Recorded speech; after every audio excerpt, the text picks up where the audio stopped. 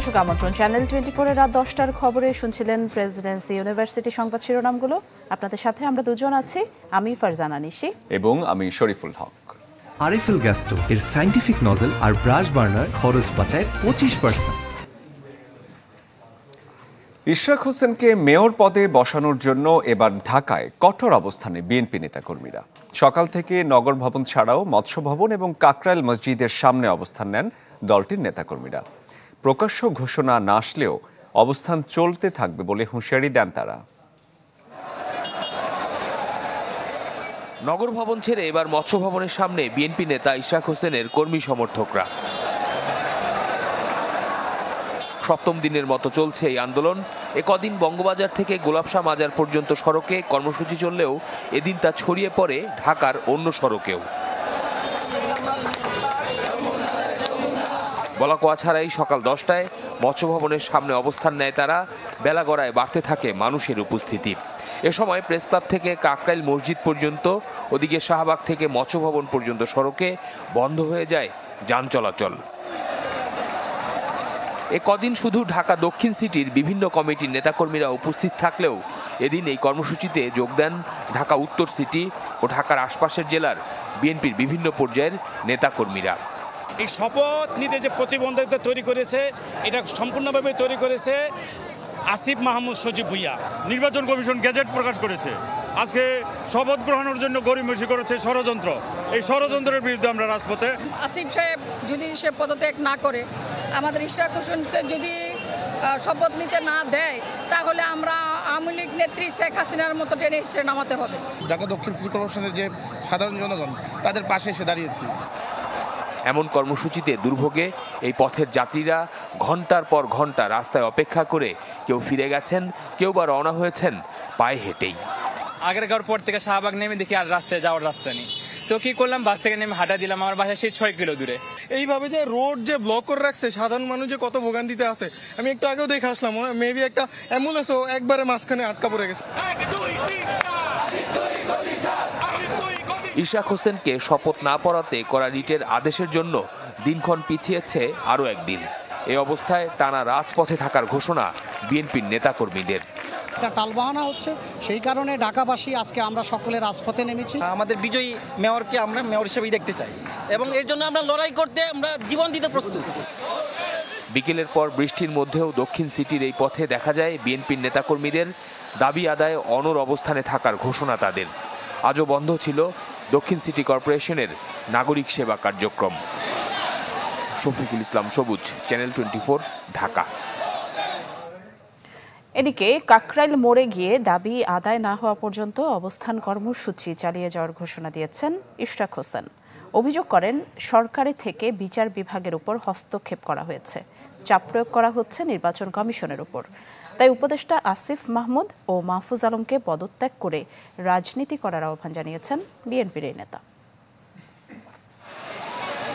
বৃষ্টিতে কাকভেজা হয়েও রাজধানীর কাকরাইল মোড়ে অবস্থান কর্মসূচি চালিয়ে যাচ্ছেন ইশরাক সমর্থকেরা। সন্ধ্যার পর আন্দোলনকারীদের সাথে দেখা করেন ইশরাক হোসেন। এ সময় মেয়র পদ নিয়ে নয়, সরকারের নিরপেক্ষতা নিয়ে প্রশ্ন তোলেন তিনি। আমি স্পষ্ট করে আপনাদেরকে বলতে চাই, এখানে কোনোদিনও আমার মেয়র হওয়ার, মেয়র শপথ নেওয়ার বা ক্ষমতা গ্রহণ করার উদ্দেশ্য অথবা মূল লক্ষ্য ছিল না। এখন অতীতে যা হচ্ছিল, ভিন্ন ব্যানারে একই জিনিস চলতে থাকে। অভিযোগ করেন সরকারি থেকে বিচার বিভাগের ওপর হস্তক্ষেপ করা হয়েছে, চাপ প্রয়োগ করা হচ্ছে নির্বাচন কমিশনের ওপর।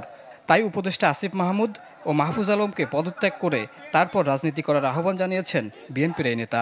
আমি ওনাদের শুভকামনা করি, ওনারা পদত্যাগ করে যে রাজনৈতিক দলের তারা সদস্য হয়েছেন বা হতে চান, সেখানে গিয়ে সাংগঠনিক রাজনীতি করেন, সরকারের উপরে আর হস্তক্ষেপ চলবে না। এ সময় দাবি আদায় না হওয়া পর্যন্ত অবস্থান কর্মসূচি চালিয়ে যাওয়ার হুঁশিয়ারি দেন ইশরাক হোসেন। যতদিন না পর্যন্ত আমাদের দাবিগুলো মানা হবে, আমরা এখান থেকে যাব না। শফিকুল ইসলাম, চ্যানেল 24, ঢাকা। দর্শক, অবস্থান কর্মসূচি সম্পর্কে আরো বিস্তারিত আপনাদের জানাতে চাই। কাকরাইল থেকে এই মুহূর্তে আমাদের সহকর্মী সুলতান মাহমুদ আরিফ যুক্ত হয়েছেন। আরিফ, নিশ্চয় শুনতে পাচ্ছেন, দেখছি আপনার পেছনে নেতাকর্মীদের বিক্ষোভের চিত্র। এখন কি ইশরাক হোসেন সেখানে অবস্থান করছেন? সবশেষ খবর জানতে চাই অবস্থান কর্মসূচি। ইশরাক হোসেন এখন পর্যন্ত এখানে রয়েছেন এবং তিনি যেমনটি বলছিলেন যে যতক্ষণ পর্যন্ত না দাবি আদায় না হবে ততক্ষণ পর্যন্ত তার সমর্থনে যারা অবস্থান কর্মসূচি পালন করছেন তাদের সাথে তিনিও সহমত পোষণ করে অবস্থান চালিয়ে যাবেন এমনটি তিনি বলছেন। এবং আপনি জানেন যে 14 মে থেকে টানা সপ্তাহখানেকেরও বেশি সময় ধরেই মূলত ইশরাক হোসেনকে মেয়র ঘোষণা দেওয়ার দাবিতে তার সমর্থক যারা রয়েছেন এবং তারা কিন্তু টানা আন্দোলন করে আসছেন। আজকেও সারাদিন কিন্তু বিক্ষোভ হয়েছে, আন্দোলন হয়েছে, মৎস্য ভবন থেকে শুরু করে প্রত্যেকটি জায়গায় কিন্তু আন্দোলন হয়েছে। এবং আজকে যে বিষয়টি খুব জোর দিয়ে তার নেতাকর্মীরা জানান দেওয়ার চেষ্টা করছেন সেটি হচ্ছে ইশরাককে মেয়র পদে অতি দ্রুত ঘোষণা দেওয়া, পাশাপাশি সরকারের অন্তর্বর্তীকালীন সরকারের যে দুজন উপদেষ্টা রয়েছেন আসিফ মাহমুদ এবং মাহফুজ আলম, দুজনের পদত্যাগও কিন্তু দাবি করছেন। তারা বলছেন যে অনতিবিলম্বে যেন তারা পদত্যাগ দাবি করে এবং সেই সপক্ষে ইশরাক হোসেন যেভাবে বলছেন এবং তার নেতাকর্মীদের পক্ষ থেকে বলা হচ্ছে যে তাদের যেহেতু একটি রাজনৈতিক দল গঠন করা হয়েছে তারা ক্ষমতায় থেকে রাজনৈতিকভাবে তারা হস্তক্ষেপ করছেন এমনটি তারা বলছেন এবং এই জন্য অনতিবিলম্বে যেন এই দুই উপদেষ্টার পদত্যাগ তারা দাবি করছেন এবং পাশাপাশি ইশরাক হোসেনকে যেন অনতিবিলম্বে ঢাকা দক্ষিণ সিটির যে মেয়র পদের যে রায়টি দেওয়া হয়েছে সেটি যেন কার্যকর করা হয় সেই দাবি তারা তুলছেন। এবং সেই দাবির প্রেক্ষিতে এখন ঠিক রাত 10টা বাজে এবং আজকে সারা দিনই কিন্তু তাদের এই অবস্থানটি ছিল এবং নেতাকর্মীরা বলছেন যে যতক্ষণ পর্যন্ত না তাদের যে দাবি সেই দাবি বাস্তবায়িত না হবে, অর্থাৎ আগামী যেহেতু শুনানি চলছে সেই শুনানিতে ইশরাক হোসেনের পক্ষের যদি রায় কার্যকর না হয় ততক্ষণ পর্যন্ত তারা আন্দোলন চালিয়ে যাবে। যদি রায় কার্যকর না হয় এবং পক্ষে যদি না আসে তাহলে তারা আরও কঠোর কর্মসূচিতে যাবেন, এমনটাই কিন্তু তার নেতাকর্মীরা বলছেন। আর অনেক ধন্যবাদ, নিশ্চয়ই ফিরবো আপনার কাছে পরবর্তীতে আরো সংবাদ জেনে নিব। ঢাকা দক্ষিণ সিটির মেয়র হিসেবে বিএনপি নেতা ইশরাক হোসেনকে শপথ না পড়ানোর নির্দেশনা চেয়ে রিটের আদেশ কাল। আজ আদেশ দেওয়ার কথা থাকলেও এদিন দুপক্ষের আইনজীবীরা শুনানি করেন। পরে বিচারপতি মোহাম্মদ আকরাম হোসেন চৌধুরী এবং বিচারপতি দেবাশিস রায় চৌধুরীর হাইকোর্ট বেঞ্চ জানান নিজেদের মধ্যে আলোচনা করে কাল সকালে আদেশ দেবেন। এর আগে গেল বুধবার বিএনপি নেতা ইশরাক হোসেনকে ঢাকা দক্ষিণ সিটি কর্পোরেশনের মেয়রের শপথ না পড়ানোর নির্দেশনা চেয়ে হাইকোর্টে রিট করা হয়। এতে ইশরাককে মেয়র ঘোষণা করে রায় দেয়া বিচারকের বিরুদ্ধে শাস্তিমূলক ব্যবস্থা নেওয়ার নির্দেশনাও চাওয়া হয়।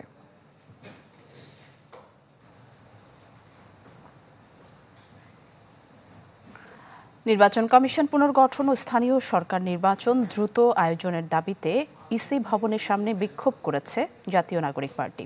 দলটির নেতারা অভিযোগ করেন নির্বাচন কমিশন রাজনৈতিক প্রতিষ্ঠানে পরিণত হয়েছে, তবে রাজনৈতিক বক্তব্যে মন্তব্য করতে রাজি হননি নির্বাচন কমিশনার আবুল ফজল মোহাম্মদ সানাউল্লাহ। তার দাবি ইসি নিরপেক্ষভাবে দায়িত্ব পালন করছে। নির্বাচন কমিশন পুনর্গঠন ও স্থানীয় সরকার নির্বাচন দ্রুত আয়োজনের দাবিতে বিক্ষোভ সমাবেশ। ছোট ছোট মিছিল নিয়ে নির্বাচন ভবনের সামনে জড়ো হন জাতীয় নাগরিক পার্টি ও এর সহযোগী সংগঠনের নেতাকর্মীরা। নির্বাচন ব্যবস্থা সংস্কার প্রস্তাবনায় ইসির বিরোধিতার তীব্র সমালোচনা করেন এনসিপি নেতারা। আমাদের কাছে মনে হচ্ছে নির্বাচন কমিশন কোনো সাংবিধানিক প্রতিষ্ঠান না, এটা একটা রাজনৈতিক প্রতিষ্ঠানে পরিণত হয়েছে। এজন্য আমরা বলেছি যে সকল সংস্কার প্রস্তাব এসেছে সেটার আলোকে এই ইলেকশন কমিশনকে পুনর্গঠন করা হোক। যখন আমরা সংবিধান থেকে স্বৈরশাসক তৈরি হওয়ার সব ধরনের উপকরণ পরিবর্তন করার কথা বলছি, তখন আপনারা সংবিধানের ধারাবাহিকতার দোহাই দিচ্ছেন, মানে ভীষণভাবে দ্বিচারিতা এটা। আমরা চাই এই ইলেকশন পুনর্গঠন করতে হবে এবং পুনর্গঠন করার পরে স্থানীয় সরকার নির্বাচন দিতে হবে, তারপরে জাতীয় সরকার নির্বাচন। এক পর্যায়ে পুলিশি ব্যারিকেড সরিয়ে ভবনের প্রবেশদ্বারেই বিক্ষোভ করেন তারা। দেয়া হয় স্লোগান। ঘোষণা দেয়া হয় বর্তমান কমিশনের আওতায় নির্বাচনে যাবে না এনসিপি। দাবি জানান জাতীয় নির্বাচনের আগে স্থানীয় সরকার নির্বাচনের। সাংবিধানিক প্রতিষ্ঠানকে যেভাবে নষ্ট করেছে, এটাকে যদি পুনর্গঠন সক্ষমতার পরিচয় যদি আমরা নির্ণয় না করি এবং বিভিন্ন দলের যারা মুখপাত্র হিসেবে ভূমিকা পালন করছে তাদেরকে যদি পুনর্গঠন না করে সেই ইলেকশনে যাওয়া হয়, এইসির অধীনে জাতীয় নাগরিক পার্টি ইলেকশনে অংশগ্রহণ করবে না। এদিকে ইসির পঞ্চম কমিশন সভা শেষে কথা বলেন নির্বাচন কমিশনার আবুল ফজল মোহাম্মদ সানাউল্লাহ। বলেন ইসি পুনর্গঠনের দাবিটি রাজনৈতিক হওয়ায় তা নিয়ে কোনো মতামত নেই ইসির। এছাড়া জাতীয় ও স্থানীয় সরকার নির্বাচনের মধ্যে কোনটি আগে পরে হবে তা সরকারের উপর নির্ভর করছে। স্বাধীনতার পর থেকে আজ পর্যন্ত আমরা ফাইল ঘেটে দেখার চেষ্টা করেছি যে কখনো নির্বাচন কমিশন স্বপ্রণোদিত হয়ে পক্ষভুক্ত হয়েছে কিনা বা আপিল করেছে কিনা, আমরা এমন কোনো নজির পাই নাই। সুতরাং আমাদের পক্ষভুক্ত হওয়া বা করার এই আইন আমাদেরকে সুযোগ দেয় না। জুমাতুল বিদা, চ্যানেল 24, ঢাকা। দেশ জুড়ে তোলপা ওয়ালটন ফ্রিজ কিনে আপনিও হয়ে যেতে পারেন মিলেনিয়ার। মানবিক করিডোর নিয়ে সেনাবাহিনীর সাথে মতপার্থক্য নেই বলে দাবি করেছেন জাতীয় নিরাপত্তা উপদেষ্টা খলিলুর রহমান। তার দাবি, করিডোর নিয়ে কারোর সাথে আলোচনা হয়নি এবং হবেও না। পররাষ্ট্র উপদেষ্টার বক্তব্যকে স্লিপ অফ টাং বলে মন্তব্য করেন জাতীয় নিরাপত্তা উপদেষ্টা। নীতিগতভাবে আমরা একটা সম্মত কারণ এটা হিউম্যানিটেরিয়ান একটা মেসেজ হবে।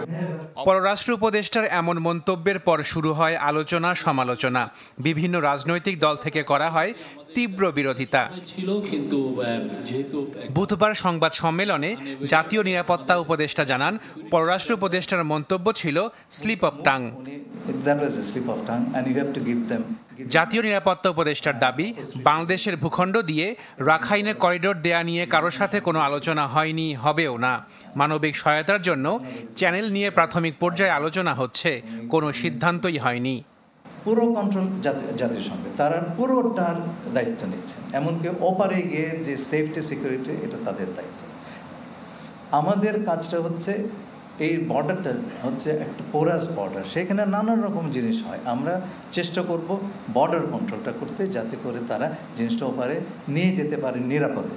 করিডোর নিয়ে কারোর সঙ্গে কোনো ধরনের কথা বলি নাই এবং আমরা বলবো না। আরাকানের যে অবস্থা, তাতে করিডোরের কোনো প্রয়োজন নাই। জানান, রাখাইনে সংঘাত না থামলে রোহিঙ্গা প্রত্যাবাসন সম্ভব নয়। আর মিয়ানমার সরকার এবং আরাকান আর্মি সশস্ত্র কর্মকাণ্ড বন্ধ না করলে বাংলাদেশ দিয়ে কোনো সহায়তা যাবে না রাখাইনে। আরাকানের অবস্থা যতদিন অস্থিতিশীল থাকবে ততদিন আমরা প্রত্যাবাসনের কথা বলতেই পারবো না। আর প্রত্যাবাসনের কথা যদি নাই বলতে পারি, তাহলে তো প্রত্যাবাসন কৌশল নিয়েও কোনো কথা বলতে পারবো না। আরাকান আর্মিকে তো তার ঘরটা গোছাতে হবে। সে যদি এথনিক ক্লিনজিংয়ের মধ্যে বসে থাকে, অ্যাপার্থাইড রাষ্ট্র কায়েম করতে চায়, আমরা কেন সাহায্য দিব রে ভাই? সংবাদ সম্মেলনে জানানো হয়, বিষয়টি নিয়ে সেনাবাহিনীর সাথে সরকারের কোনো মতপার্থক্য নেই। সেনাপ্রধানের সঙ্গে নিয়ে আমার বিস্তারিত আলোচনা হয়েছে। এই সম্পর্কে আমরা একেবারে এক সমতলে। নিজ দেশ থেকে বিতাড়িত হয়ে 12 লাখের বেশি রোহিঙ্গার বসবাস বাংলাদেশে। আর এই সংকটের একমাত্র সমাধান টেকসই প্রত্যাবাসন। আশাকিন প্রিন্স, চ্যানেল 24, ঢাকা। ভারতের সাথে করা কোনো চুক্তি বাতিলের সিদ্ধান্ত নেয়নি সরকার। স্থলবন্দর দিয়ে পণ্য আমদানি বন্ধ করায় দিল্লিকে চিঠি পাঠাচ্ছে ঢাকা। পররাষ্ট্র মন্ত্রণালয় প্রেস ব্রিফিংয়ে এসব জানান পররাষ্ট্র উপদেষ্টা ডক্টর তৌহিদ হোসেন। পররাষ্ট্র সচিবের পদত্যাগের বিষয়ে তিনি জানান, নিজ থেকেই দায়িত্ব থেকে সরে যাওয়ার কথা জানিয়েছেন জসিমউদ্দিন। এ সময় তিনি আরও জানান, প্রতিমন্ত্রী মর্যাদায় প্রধান উপদেষ্টার পররাষ্ট্র বিষয়ক সহকারী সুফিউর রহমানের দায়িত্বে পরিবর্তন আসতে পারে।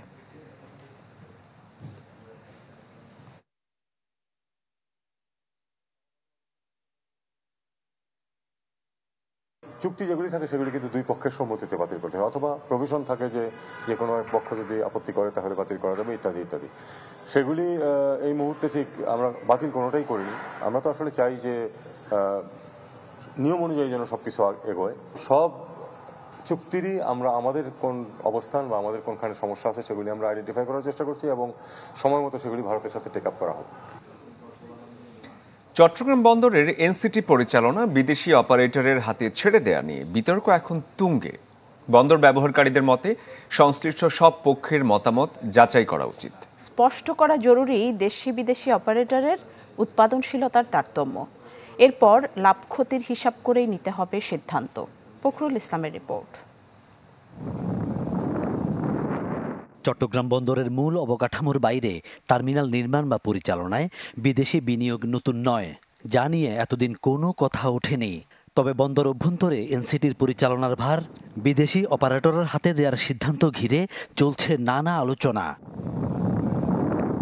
এমন বাস্তবতায় গেল 14 মে চট্টগ্রাম বন্দরে এক অনুষ্ঠানে প্রধান উপদেষ্টা ডক্টর মুহাম্মদ ইউনূস এই বন্দরে বিদেশি সেরা অপারেটরকে দায়িত্ব দেওয়ার কথা যেমন বলেন, তেমনি নির্দেশ দেন এ বিষয়ে জনমত নেয়ার। বন্দর ব্যবস্থাপনার যারা পৃথিবীর সেরা যারা, তাদের হাতে দিয়ে দিতে হবে। মানুষ যদি রাজি না থাকে তাদেরকে রাজি করাতে হবে, মানুষকে রাজি করে করার দরকার নেই। বন্দর ব্যবহারকারীরাও বলছেন, অপারেটর নিয়োগ নিয়ে বাস্তব অবস্থা সম্পর্কে কোনো পক্ষেরই স্পষ্ট ধারণা নেই। তাই সরকারের উচিত সব পক্ষকে নিয়ে বসে দেশি বা বিদেশি অপারেটর দিয়ে টার্মিনাল চালালে উৎপাদনশীলতার পার্থক্য সহ লাভ ক্ষতির চিত্র স্পষ্ট করা। বন্দরের যারা স্টেক হোল্ডার আছে তাদেরকে নিয়ে যদি একটি যৌথ কমিটি করে কিংবা তাদেরকে ডেকে এক সভা করে যদি একটা সিদ্ধান্ত নেওয়া যায়, যদি নতুন করে এনসিটিতে বিনিয়োগ করা হয়, সেই বিনিয়োগটা আদৌ প্রয়োজন আছে কিনা এবং বিনিয়োগ করলে কতটুকু সেখানে প্রোডাক্টিভিটি বাড়বে, সেই বিষয়গুলোকে মাথায় রাখতে হবে। যে টার্মিনালে বিদেশি অপারেটর নিয়োগ নিয়ে এত বিতর্ক, সেই এনসিটির বর্তমান অপারেটর প্রতিষ্ঠানও বলছে সরকারের যে কোনো সিদ্ধান্তকে সাধুবাদ জানাবে তারা। বিদেশে একটা কোম্পানিকে নিউমেরিং কন্টেন্ট টার্মিনাল দিয়ে দিবে, আমাদের কোনো আপত্তি নেই। সরকার যদি সিদ্ধান্ত ওদের সাথে কন্ট্রাক্ট যখন হয়ে যাবে, ওরা যখন আসবে, রেডি হয়ে আসবে, আমরা স্মুথ ট্রানজিশন করে দিব। বিশ্লেষকরা বলছেন, অপারেটর নিয়োগের আগে বিবেচনায় নিতে হবে বন্দরের ভেতর বাইরে নিজেদের সার্বিক সক্ষমতার চিত্র। এজন্য দরকার সুনির্দিষ্ট পরিকল্পনা। চট্টগ্রাম বন্দরের সবচেয়ে ব্যস্ততম টার্মিনাল নিউ মুরিং, সেটি পরিচালনার ভার সংযুক্ত আরব আমিরাতের ডিপি ওয়ার্ল্ডকে দেওয়ার কথা বলছে সরকার। ফখরুল ইসলাম, চ্যানেল 24, চট্টগ্রাম। রাত 10টার খবরের সময় হলো একটা বিরতি নিয়ে ফিরছি একটু পর, আমাদের সাথেই থাকুন।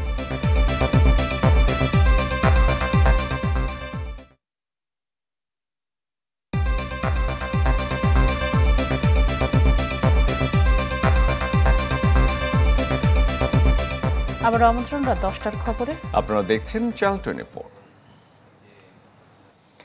অর্থ উপদেষ্টার সাথে আলোচনা ফলপ্রসূ না হওয়ায় অসহযোগ আন্দোলনের ডাক দিয়েছেন এনবিআর এর কর্মকর্তা কর্মচারীরা।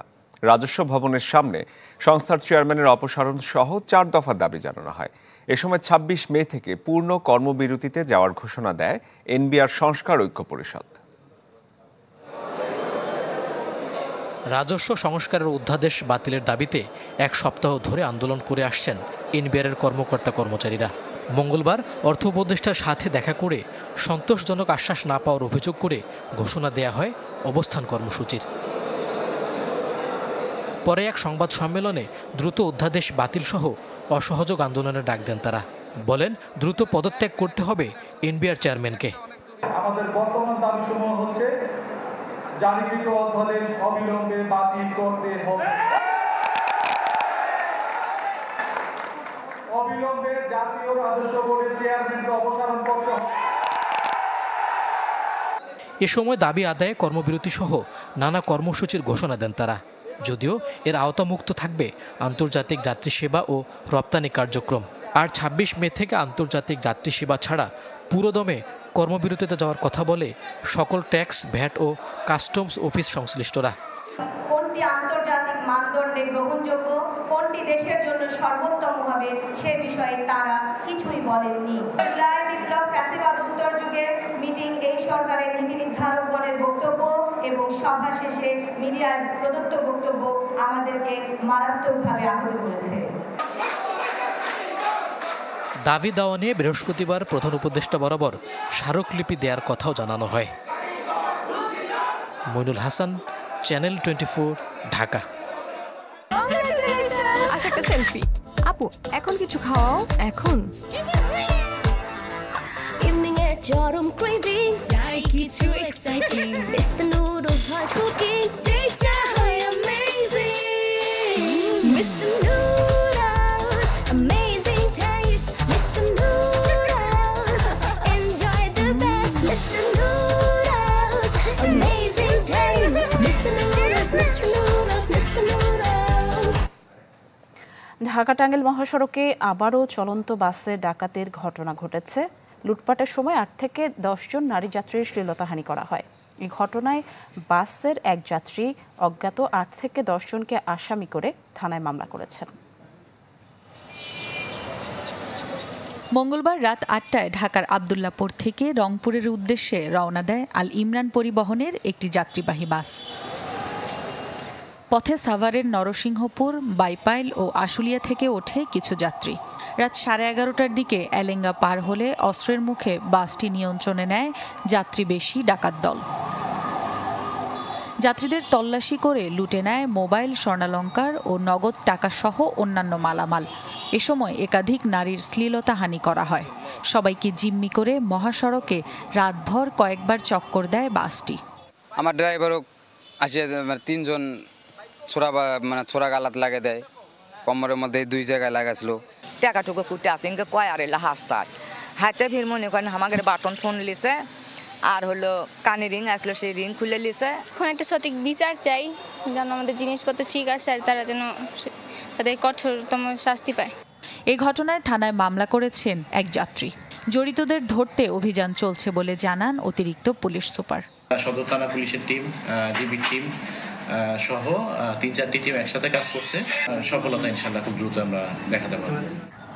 এর আগে গেল 17 ফেব্রুয়ারি এই মহাসড়কে ইউনিক রয়্যালসের একটি বাসে ডাকাতি ও নারী যাত্রীদের শ্লীলতাহানির ঘটনা ঘটে।